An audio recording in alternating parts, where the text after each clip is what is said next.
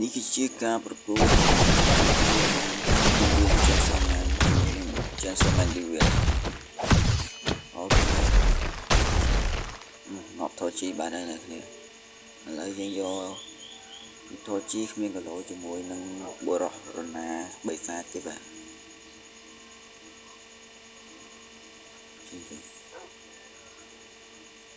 មាន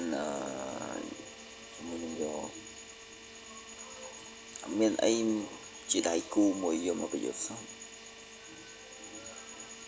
យូជីតាដូរី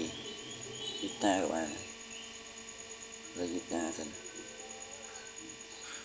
ជាមួយនឹងយូតាអូកូស៊ូ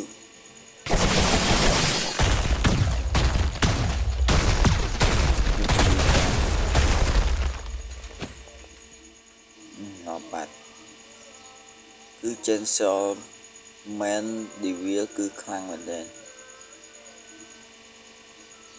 មានអីទៀតយកអីមកឈ្នះ Yuji Itadori អូខេឥឡូវ Yuji Itadori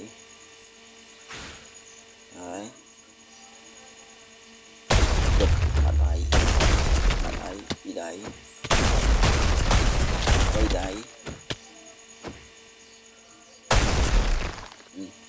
មិនបានតណាទៀតទេគឺជុំ